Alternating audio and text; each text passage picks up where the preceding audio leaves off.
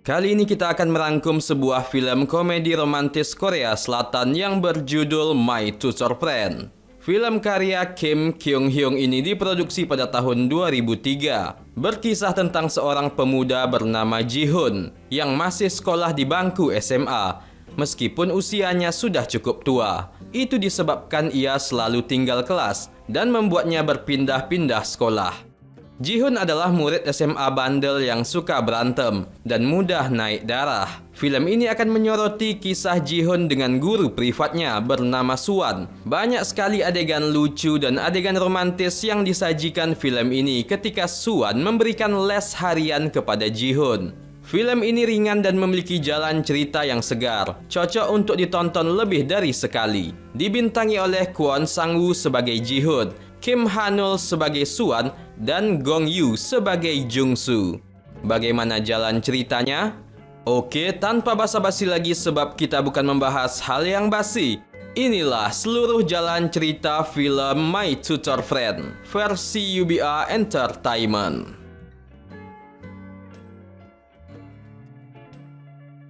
Pada awal film kita diperlihatkan segerombolan geng anak sekolah yang ingin menghajar seorang siswa pindahan baru bernama Ji Hoon. Namun bukannya berhasil melakukannya, gerombolan geng anak sekolah itu yang malah dihajar oleh Ji Hoon. Ji Hoon bahkan sempat merokok sebelum dapat menang dengan mudahnya melawan geng tersebut. Ia bahkan mampu menumbangkan ketua geng yaitu Jung-soo.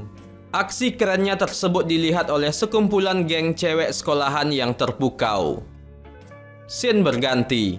Diperlihatkan Suan seorang guru privat berumur 21 tahun dan masih kuliah. Ia sedang mengomeli murid-muridnya yang bandel. Ia diperlihatkan sebagai wanita cerdas dan mandiri. Sebab ia yang galak kepada murid-muridnya tadi, ia diberhentikan sebagai guru privat. Singkat cerita, ketika ia pulang ke rumah dari mengajar, ibunya menyuruh dia jadi guru privat seorang anak temannya yang kaya raya dalam kurun waktu 3 bulan dan mengajarnya selama 2 jam. Ibu Suan meminta Suan untuk melakukan yang terbaik dan jangan sampai diberhentikan lagi karena itu demi dapat membantu menutupi biaya kuliah Suan selama 1 semester. Jika Suan tidak berhasil kali ini, dia akan dinikahkan. Ibunya bekerja keras karena ayah Suan tidak bekerja lagi.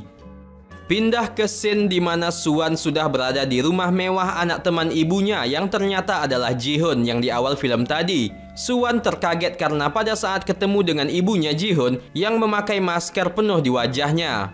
Suan disuruh naik ke lantai 2 untuk bertemu Ji Hoon. Namun Suan malah ketemu dengan adiknya Ji Hoon yaitu Se-hoon.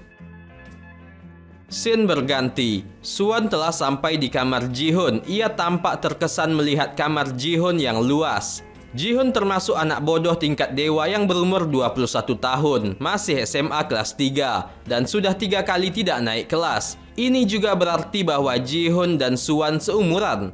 Kemudian kita disuguhkan kekocakan demi kekocakan mulai terjadi antara Suan dengan Ji Hoon. Juga karena mereka yang tidak akur karena Ji Hoon tidak ingin diajari oleh guru privat. Dan Ji Hoon selalu semena-mena menanggapi Suan layaknya seorang bos. Suan pun harus banyak-banyak bersabar demi ibunya dan biaya kuliahnya.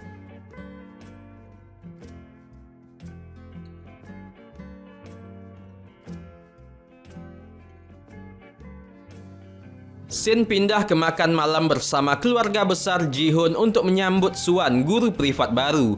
Ini adalah kesekian kalinya Ji Hoon bergonta-ganti guru privat, dikarenakan gurunya tidak betah dengan sikap Ji Hoon. Doa makan malam pun dipanjatkan oleh ayahnya Ji Hoon. Namun pada saat makan malam, Suan membuat kekacauan dengan memakan testis sapi milik ayahnya Ji Hoon.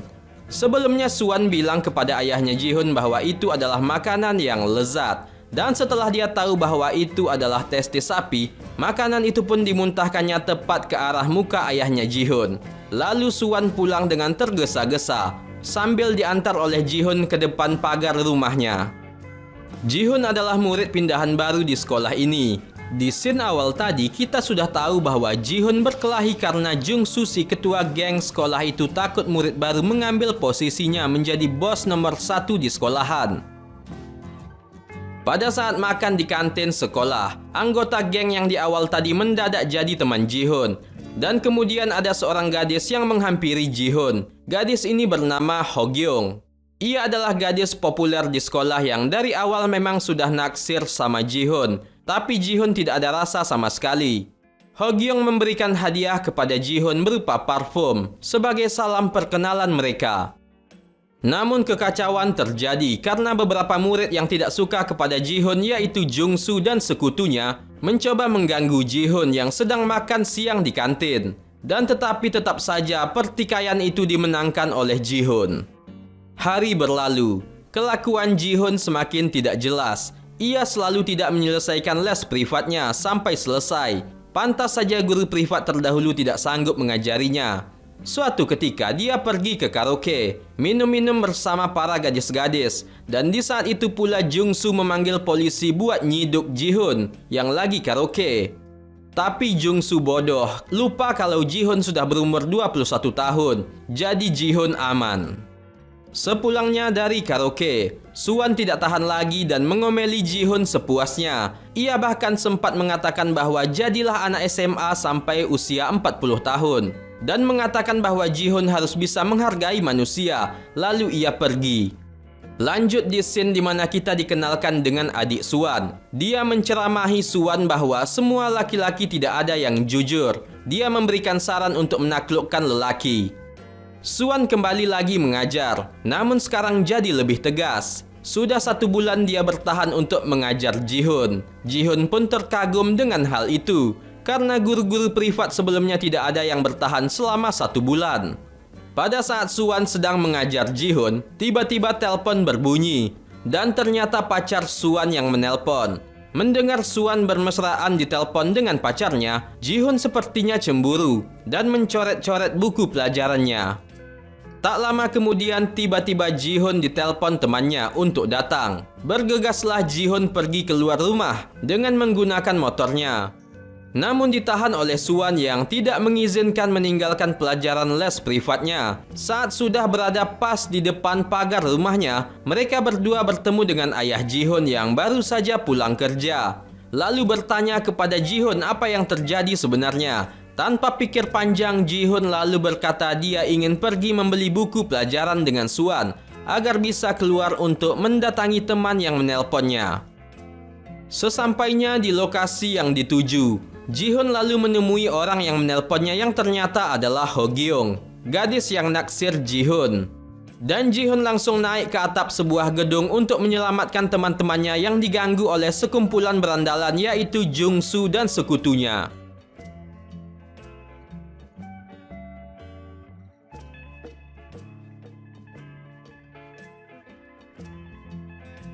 Alhasil Ji-hoon mampu menyelamatkan temannya yang diganggu dan mengalahkan anak-anak berandalan tersebut.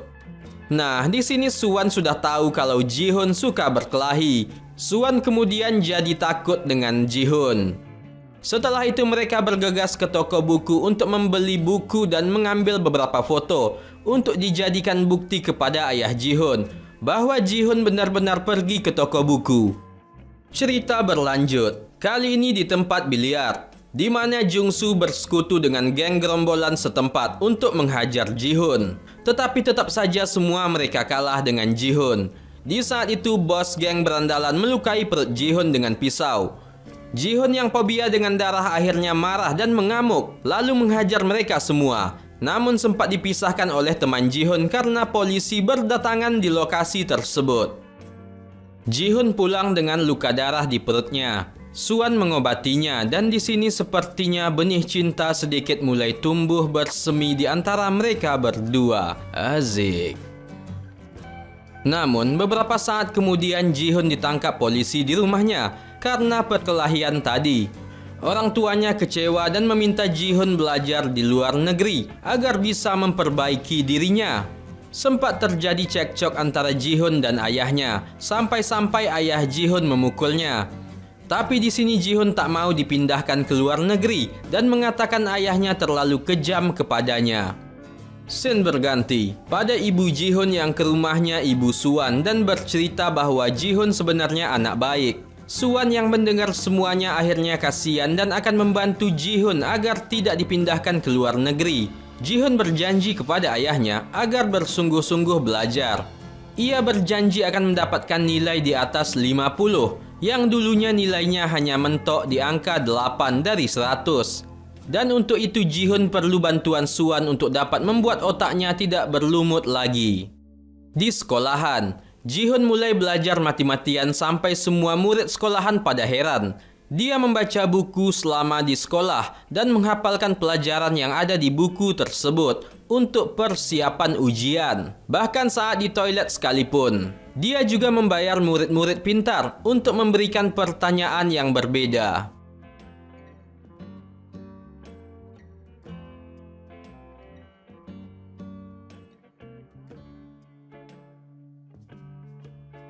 Pada saat berada di rumahnya, Suan memberikan tes kepada Ji-hun. Namun hasilnya masih kurang memuaskan dan Suan berjanji kepada Ji-hun jika nilai Ji-hun melebihi angka 50, Suan akan menari di panggung pada saat festival sekolahnya. Dan Ji-hun pun merasa tertantang akan hal itu dan menyanggupinya. Pindah ke scene di mana hasil ujian pun dibagikan dan Ji-hun mendapatkan nilai rata-rata 50,1 poin dari 100 poin. Dan itu membuat Suan kesal dan tidak percaya akan hal itu, lalu memasukkan kertas itu ke mulutnya. Akhirnya dengan nilai yang diperoleh oleh Ji-hun, membuat Suan menepati janjinya yaitu menari di panggung sekolahan.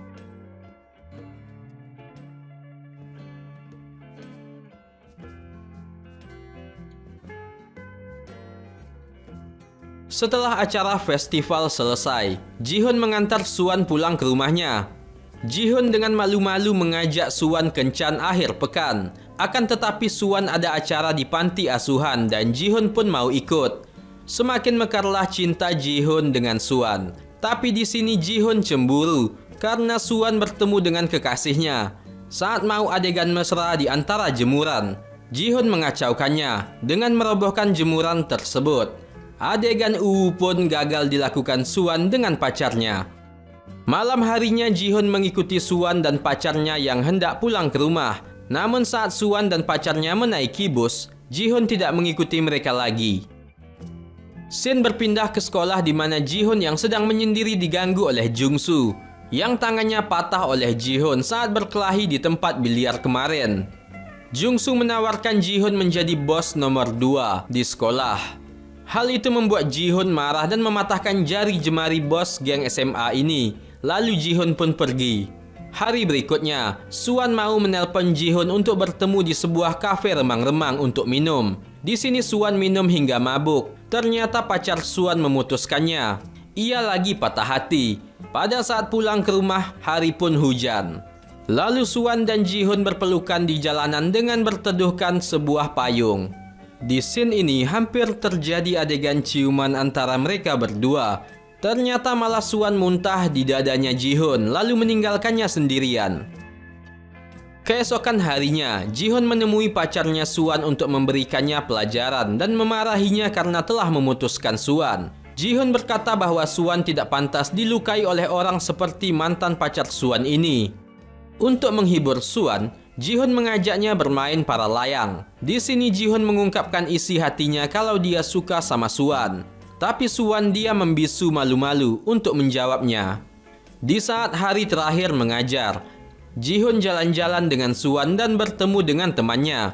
Di sini Ji-hun sempat cekcok kecil dengan Suan. Sebab ia mendengar Suan mengatakan kepada temannya bahwa tidak mungkin ia berpacaran dengan muridnya sendiri.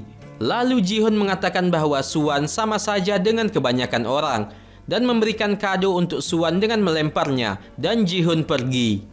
Keesokan harinya, geng SMA menangkap Suan untuk dijadikan sandera agar Ji-hun datang. Jung-soo CS berkomplotan dengan geng berandal yang juga berkomplotan dengan geng mafia. Mereka sempat kabur ke bawah jembatan. Di situ Ji-hun melihat Suan mengenakan kalung yang merupakan isi kado yang diberikannya malam tadi. Dan di sini dapat disimpulkan bahwa mereka berdua sudah sah dong ya. Namun masalah belum selesai. Pengejaran masih terus berlanjut.